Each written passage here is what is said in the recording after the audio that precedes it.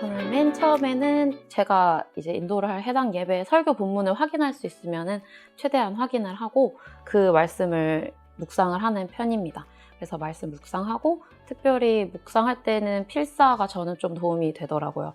그래서 그 해당 본문이랑 아래 위로 이렇게 필사를 하면서 말씀을 묵상을 하고 그렇게 하면서 이제 주제를 잡아가는 편인데, 왜냐면 설교의 그 내용을 알 수는 없으니까 이제 그 말씀을 하면서 이제 맞춰갈 수 있도록 준비를 하는 거죠. 네. 그리고 특히 콘티를 짜고 또 준비를 하는 과정에서는 꼭 공동체를 위한 기도를 하게 되는 것 같아요. 네. 사실 내가 이렇게 되게 많은 회중들과 예배를 하지만 그 사람들이 각자 어떤 상황인지는 내가 알지 못하지만 하나님께서 아시니까 우리가 함께 예배할 수 있도록 해달라, 우리가 같이 예배할 수 있게 해달라, 이런 기도를 하게 됩니다. 그리고서는 이제 주제에 맞는 찬양을 선곡을 하는데, 전사님도 아시겠지만 생각보다 그 주제를 정해놓으면 그 주제에 맞는 찬양은 되게 많은 것 같아요.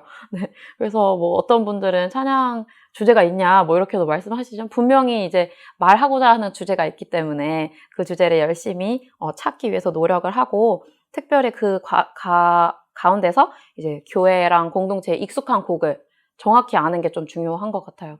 그래서 어떤 교회에서는 이 찬양을 되게 익숙하게 부르는데 어떤 교회에서는 그 찬양을 모를 수도 있으니까, 네.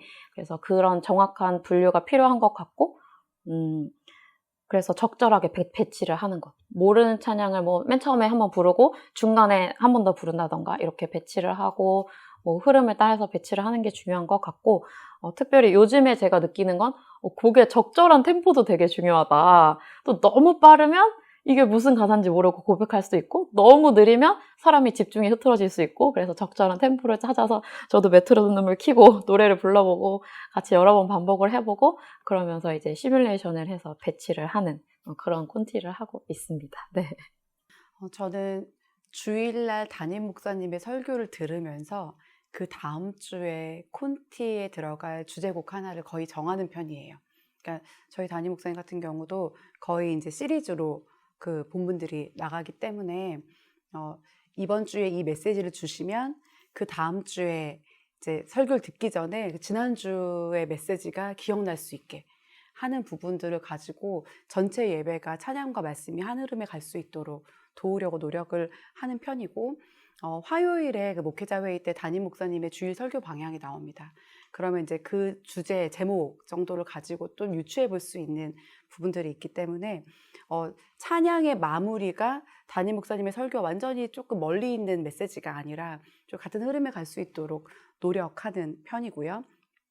그리고 실제로 콘티를 짤 때는 궁금해요. 어떻게 짜는지. 저는 별게 없어요. 그냥 찬양을 계속 부르면서, 그러니까 메들리 같은 거 할 때 이 찬양을 부르면서 다음 곡을 찾아요. 찬양집을 넘기면서 그러니까 기도하면서 받지 못하고, 왜냐하면 그 찬양할 때 메인 그 후렴구의 중요한 가사가 남기도 하는데, 사실 메들리로 넘어갈 때는 마지막 가사가 남거든요.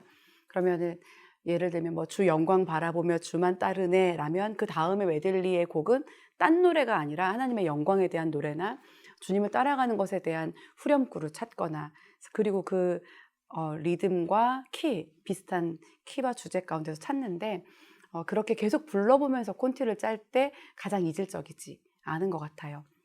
그래서 그런 노하우라면 노하우가 있고, 그리고 저는 이제 주제를 볼 때 특별히 그 시야의 확장을 고민합니다. 그래서 찬양이 나에 대한 어떤 고백으로 시작됐다면 이게 이제 우리에 대한 메시지로 흘러갈 수 있도록, 그리고 우리에서 이웃으로, 또 아니면 이제 하나님의 나라 경배, 열방을 향한 선포, 이렇게 좀 시야가 점점점 퍼져나갈 수 있도록 하려고 애쓰는 편입니다. 아무래도 작년 성도님들 같은 경우는 모든 곡을 이렇게 인트로, 아우트로 이렇게 끊어서 가는 것보다는 이제 이어가는 걸 좋아하시기 때문에 메들리를 편하게 부르실 수 있는 곡들을 선정하려고 노력하고, 그럼 되도록이면 전주도 없이 이렇게 우다다다다 이렇게 갈 수 있는 점점 좀 뜨거워지는 그런 선곡을 이제 금요일이나 이렇게 충분히 찬양할 수 있을 때 많이 선곡하는 편입니다.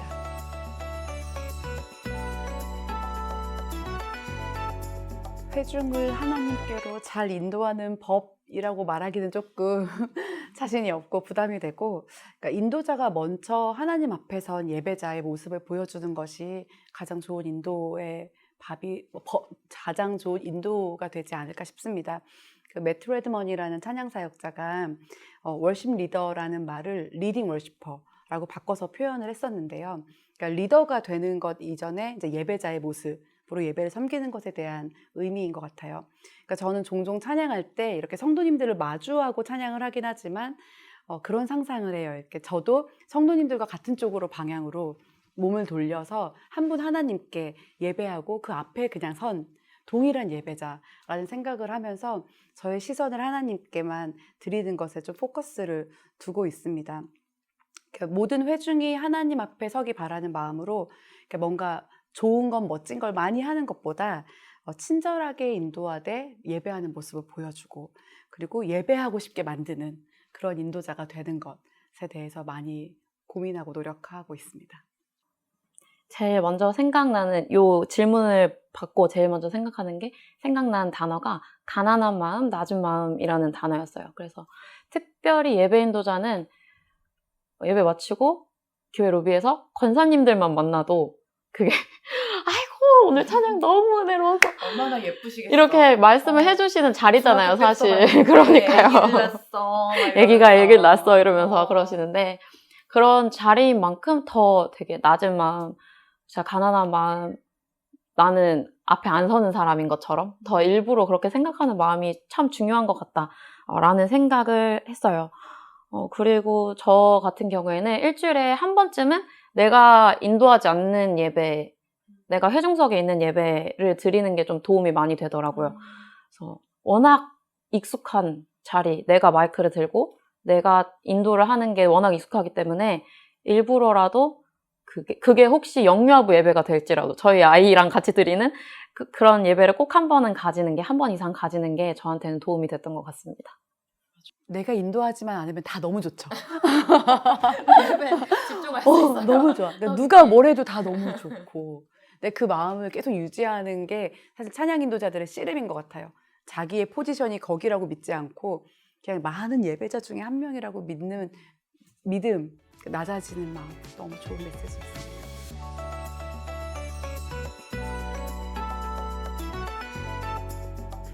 코로나 시기에는 함께 모여서 뭔가를 하는 게 워낙 어려운 시기여서 생각해보면 저희 찬양팀 같은 경우는 이제 본인이 섬기는 순번이 아니어도 주일 8시부터 항상 함께 와서 시간을 보내는 게 원칙인데 인원 제한이 있는 주들도 있더라고요. 올 수가 없는 거예요.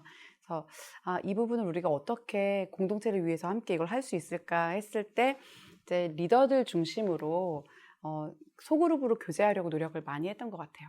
그래서 서로 3, 4, 5 이제 개인적인 만남들을 갖거나, 그리고 이제 연말이 되면은 같이 연말에 대한 셀러브레이션 해야 되는데 그럴 수도 없었잖아요.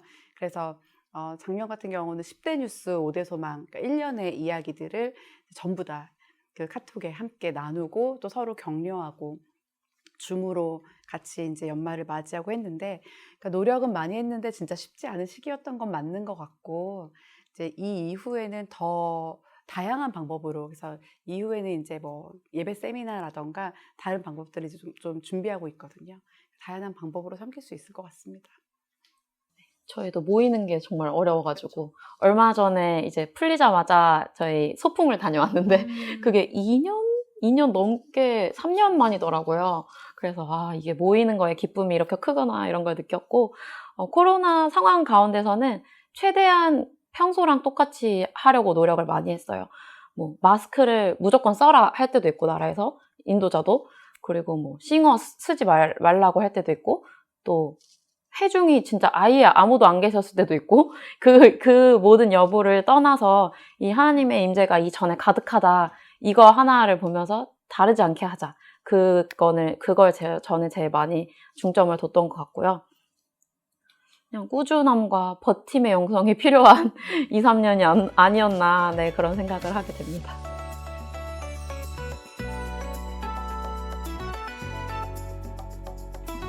찬양 사역자는 뮤지션이거나 컨텐츠 제작자가 아닌 걸 언제나 기억해야 되는 것 같아요. 무조건, 물론 이제 그런 역할을 하지만 내가 정체성이 사역자냐 아니면 뮤지션이냐에 따라서 그 방향이 굉장히 많이 달라지는 걸 느끼거든요. 그래서 내가 사역자다라는 확실한 정체성이 필요하다고 생각합니다. 더불어서 그것을 위해서는 이 교회가 내 교회다라는 그 생각도 필요한 것 같아요. 그래서 교회에 대해서 교회를 사랑하고 교회를 확신하고 이 교회가 내 교회다. 하나님이 날 여기로 보내셨다. 우리 함께하는 사람들, 우리 공동체, 우리가 함께다. 이런 확신이 필요한 것 같아요. 그래서 요즘에 워낙 유튜브나 이런 매체가 잘 돼 있기 때문에 진짜 삐끗하면 잘못된 방향으로 가기 너무 쉬운 것 같아서 그런 새로 생긴 것들보다는 우리가 예배하는 정체성, 내가 사역자로서의 정체성, 이거를 꽉 붙잡는 게 필요한 때가 아닌가 하는 생각을 합니다. 저는 찬양 인도자로서의 영성과 자질은 여느 목회자에게 요구되는 것과 동일하다고 생각합니다. 날마다 말씀에 나를 비추고 기도로 하나님의 세계를 볼 수 있는 것이 필요하고 그것을 추구해야 할 것이라고 생각해요. 저도 동일하고 매일의 큐티와 또 분주한 중에서도 기도의 시간을 확보하는 것을 우선순위로 여기고 있습니다.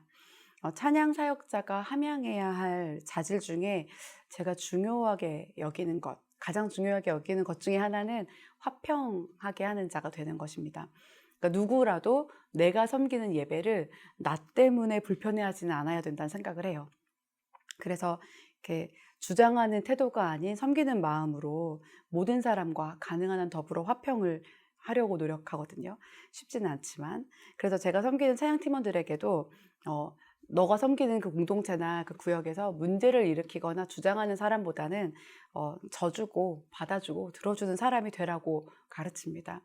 하나님께서 이 예배를 드릴 때 그 귀한 성도 한 명도 놓치실 수 없는 그 하나님의 마음을 우리가 받았다면은 나 때문에 예배하기 어려운 사람이 생기지 않게 하는 것은 되게 필수적인 요소이기 때문에 그렇습니다.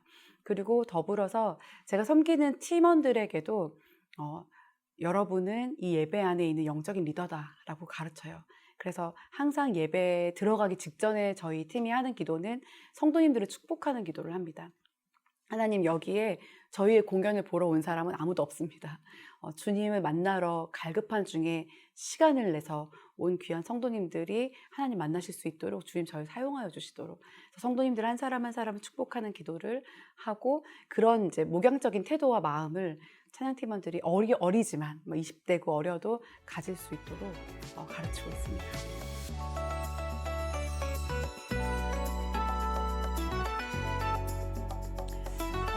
소통이라 함은 그 커뮤니케이션이잖아요. 자주 연락하는 거 말고는 방법이 없는 것 같아요.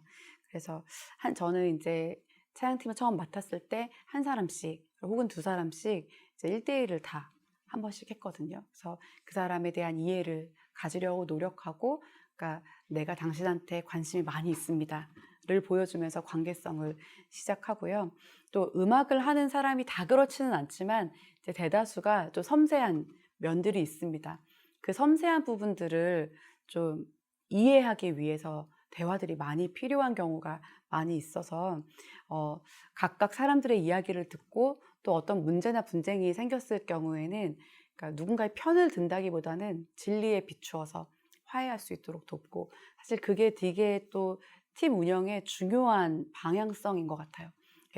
예를 들면 어떤 팀이 조금 서로 서운한 부분들이 있는데 전도사님은 얘랑 저 친하잖아, 내 말을 안 듣는 것 같아 라는 말을 했다는 걸 제가 들었는데 그렇게 느끼면 절대 안 되는데 라는 생각이 드는 거예요. 그래서 내가 누가 누구 더 예뻐하고 누가 누구 더 가깝게 여기고 이러기보다는 정말 하나님 아버지가 모든 사람에게 베스트이신 것처럼 따라갈 수는 없지만 노력하고 알려고 노력하고 이해하려고 노력하고 그렇게 좀 노력하는 것 같습니다. 네. 저는 사실은 이렇게 원투원 굉장히 약한 편이에요. 아까 시작하기 전에 MBTI 물어보셨는데 저거 완전 극 I거든요. 이제 뭐 이렇게 하면은 끝까지 가 있어요. 그래서 사실 그렇게 하는 게 참 힘들긴 한데, 그래도 다행인 것은 이제 교구 사역자나 뭐 다른 사역자들보다 제가 이제 케어하는 사람의 수가 훨씬 적잖아요. 그래서 그거를 이제 생각하면서 언제나 좀 연락하고 좀 착하게 이야기하고 재밌는 얘기도 하고 이제 지나가면서 한번 이렇게 툭툭 하고 인사하는 것만으로도 이제 좀 서로 훨씬 더 깊은 마음을 누릴 수 있는 것 같은데 특별히 저는 사역을 하면서는 이 팀원들의 음악적인 달란트를 좀 깊이 존중하려고 많이 노력을 해요. 왜냐면은 사실 팀으로 쫙 하다 보면 한 사람의 의견을 따라서 갈 경우가 굉장히 많은데 그 과정에서도 어떤 사람이 뭐 좀 무시된다거나 좀 이렇게 제외된다거나 그런 느낌을 받지 않게 하기 위해서 좀 많이 노력을 하는 편이고 특별히 뭐 페이 사역자들 같은 경우에는 저보다 훨씬 음악적으로는 소양이 더 많으니까 더 탤런트를 많이 주셨으니까 그걸 충분히 인정하고 존중하고 예배 가운데서 그걸 잘 풀어갈 수 있도록 노력을 하고 있습니다. 그리고 특히 그러다 보니까 좀 페이 사역자들은 직원이고 교회에서 녹을 받고 그러다 보니까 어떤 부분에서는 부속처럼 다뤄져서 너무 좀 힘들어하는 부분이 있는 것 같아요. 그래서 그렇게 하지 않기 위해서 당신 또한 이 교회의 성도입니다. 그런 메시지를 주기 위해서 많이 노력하는 편이고 네, 사랑하는 편입니다. 네, 그래서 제가 아까 말씀드렸다시피 자주 연락하고 만나고 이렇게는 못하지만 매 예배마다 영적인 방향성을 끊임없이 제시하는 것을 목표로 두고 있어요. 근데 또 특별히 저는 모교회에서 사역하는 거다 보니까 누나나 언니였다가 이제 전도사님이 된 거거든요. 네. 그래서 그 경계가 모호할 때가 있었는데 사역할 때 저한테는 오히려 도움이 됐던 것 같아요. 그래서 뭐 내가 너무 낮추면은 좀 권위가 떨어지지 않을까 그런 거 진짜 걱정한 적도 없을 만큼 성도님들이 너무 다 잘 해주시고 그렇기 때문에 좀 더 잘 소통하면서 편하게 갈 수 있었던 것 같고 결국에는 내가 예배 인도자의 권위를 찾는 게 아니라 예배 드리면서 예배 인도자의 권위는 만들어지는 게 아닌가 그랬습니다.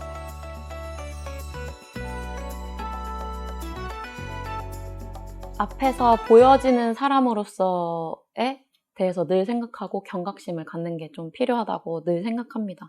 그리고 유명세라는 것을 좀 의식해서 피해갈 필요도 있지 않을까? 뭐 그런 생각도 하고 사람들의 칭찬도 의식해서 피하지 않으면 찬양 인도자는 좀 힘든 것 같아요.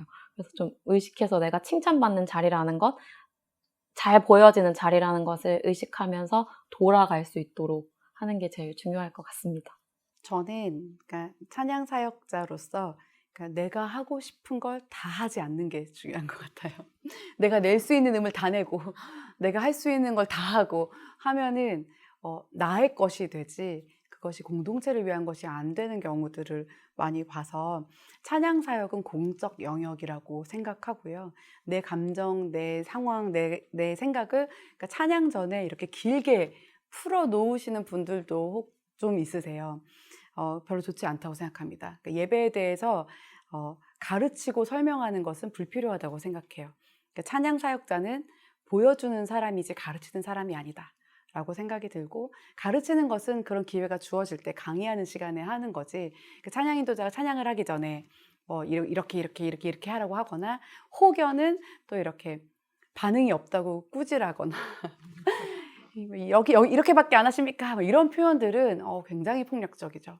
그래서 하나님 앞에 또 어떤 사람은 내성적으로 또 어떤 사람은 그런 불굴의 의지를 들여서 예배하고 있을 텐데 어떤 걸 이렇게 가르치는 이런 태도들보다도 내가 먼저 예배하는 모습을 보여주는 것 그것으로 충분하다라고 생각합니다. 그러니까 모두를 다 아우르는 건 불가능하지만 최대한 많은 사람을 아우를 수 있도록 고민하는 것이 찬양 사역자에게 필요한 것 같습니다.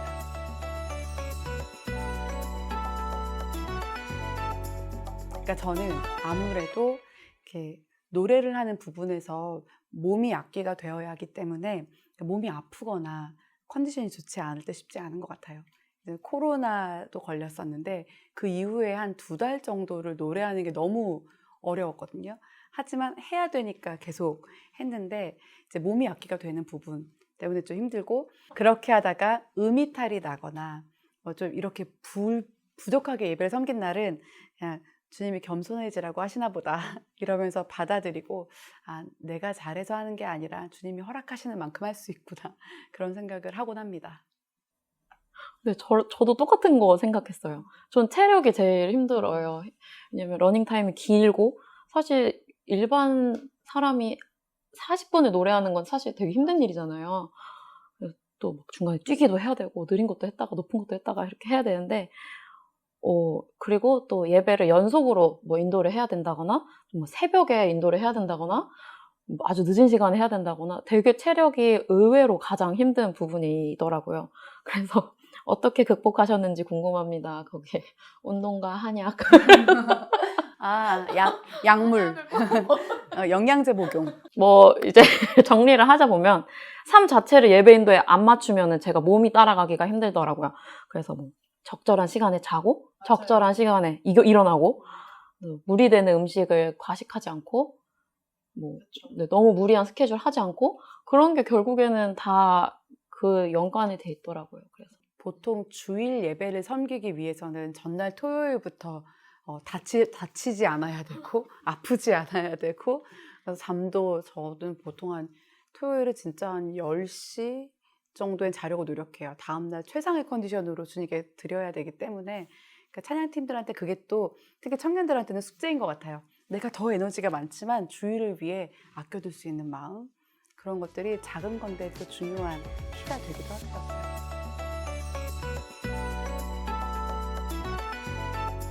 찬양 사역의 활성화에 대해서는 제가 좀 고민을 해봤는데 오른교회 같은 경우는 비교적 찬양 사역이 활성화되어 있고 성도님들이 정말로 찬양하는 거 너무 좋아하세요. 그걸 제가 찬양인도 하면서도 느껴지거든요. 그런데 저희가 더 이제 많이 더 좋은 예배, 더 활발한 예배를 위해서 어떤 점이 필요할까라고 생각했을 때 새로운 찬양들을 이제 조심스레 가지고 충분히 표현하는 것들이 좀 있으면 좋지 않을까. 새 노래로 예배할 수 있게 돕는 것들. 그리고 이제 어떤 면에서는 그것이 좀 이어지도록 더 노력이 필요하지 않을까. 전해질 수 있도록 그런 생각을 해보았고 찬양팀 운영에 대해서는 가장 중요한 가치는 팀사역이라는 겁니다. 그래서 당연한 표현이지만 가장 어려운 것이 이제 팀워크인데요. 그러니까 멤버들이 오래되면 오래된 대로 또 이제 약간 관계성이 아직 형성이 안 되어 있으면 안 되는 대로 다 힘든 지점이 있더라고요. 그래서 팀원 간의 건강한 소통과 관계가 찬양 사역의 활성화에는 필수적이라고 생각합니다. 그래서 영적인 유니티, 관계적인 하모니를 맞춰 나갈 때 더욱 폭발적인 찬양 사역을 할 수 있고 또 저희는 음악을 매개로 하기 때문에 음악 자체가 하모니인데 이제 아까 말씀하신 것처럼 어느 부분이 튀거나 어떤 부분이 좀 무너지거나 하지 않게 그 하모니를 맞춰가는 것들이 음악적인 것뿐 아니라 관계적이고 또 영적인 부분에서도 이렇게 맞춰질 수 있다면 함께 영적으로 성장할 수 있는 그런 방법들이 있다면 그런 것들이 좀 되게 필요한 지점이라고 생각합니다.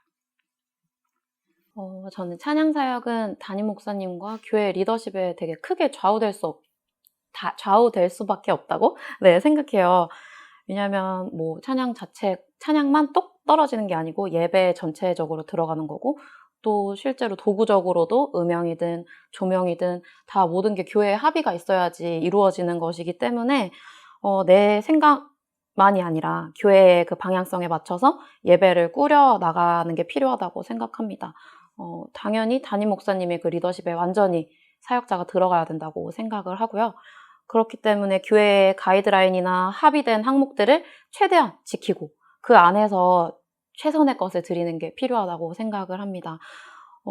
하지만 그럼에도 불구하고 교회는 안 된다고 하는데 찬양팀에서는 필요한 것들, 그런 것들은 먼저 지키고 그 뒤에서 부드럽게 이제 그 뒤에서 소통을 해 나가면 좋을 것 같습니다.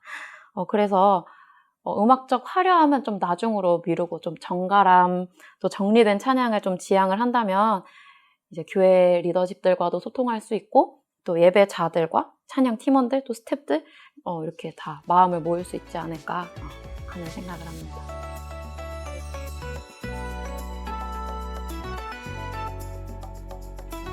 저는 저의 인생의 찬양을 꼽아보자면 시선이라는 찬양을 나누고 싶습니다. 그러니까 예배자로서 하나님께 시선을 고정한 사람이라는 칭찬을 받고 싶거든요. 그래서 제가 성도님들을 보느라 분주하거나 아니면 저의 내면을 보느라 분주한 게 아니라 그냥 예배를 드리는 자리에서는 딱 하나님께만 시선을 고정하고 그리고 그때 주님이 주시는 살아계신 하나님, 전능하신 하나님을 느끼는 그것이 예배라고 생각합니다. 저는 예수님 인격적으로 만났을 때 마치 이거는 뭐 개인적인 경험이지만 마치 이렇게 쏟아 부어지듯이 저한테 이렇게 들어온 찬양이 이제 아름다우신 찬양이거든요. 그래서 20대 초반에 수련회에서 딱 예수님의 사랑이 나를 향한 것이구나. 그걸 깨달으면서 이제 찬양을 하게 된 찬양이라서 네, 그것을 꼭 뽑아봤습니다. 주여 영생의 말씀이 주께 있사오니 우리가 네게로 가오리까 주가 어떤 분이신지 내가 믿고 알았나이다. 모든 시선을 주님께 드리고 살아계신 하나님을 느낄 때 내 삶은 주의 역사가 되고 하나님이 일하기 시작하네.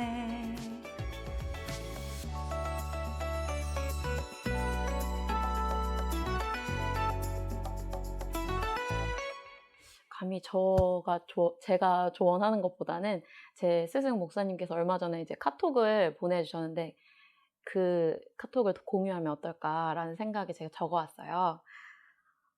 사람들의 박수와 반응에 마음 쏟지 않고 헛된 경쟁과 시기심에 사로잡혀서도 안 되고 항상 함께하는 팀들이 나의 예배 인도를 통해 가장 먼저 은혜 받는 예배자임을 기억해야 합니다. 라는 조언을 해주셨습니다. 우리가 다 함께 이런 고민으로 예배했으면 좋겠습니다. 찬양 사역은 전문 사역이기 때문에 음악적인 부분에 대한 준비가 필요합니다. 그런데 많은 목회자들이 음악을 전공하신 것도 아니고 또 실제로 이 찬양만 하시는 것도 거의 아니시기 때문에 고민이 많으실 거라고 생각이 돼요. 저는 우선은 하나님께서 세우셨다라는 믿음을 가지고 자신감을 가지도록 축복하고 싶습니다. 그리고 연습만이 살 길입니다. 그러니까 설교도 오랜 기간 하다 보면 더 잘해지는 것처럼 찬양을 섬기고 예배를 인도하는 것도 고민하고 연습할수록 더 잘하게 됩니다. 그런데 이제 잘하게 되면 그때부터는 좀 긴장이 풀리면서 풀어지죠. 대충 해도 어느 정도는 된다라는 생각을 갖게 되는데 그때부터가 위기거든요. 그래서 저는 여러분들께 하나님 앞에서 가장 좋은 것을 드리겠다라는 결정을 매 예배 때마다 하시기를 축복합니다. 모든 순간 새로운 은혜를 구하시는 귀한 목회자 여러분들 되시길 축복합니다.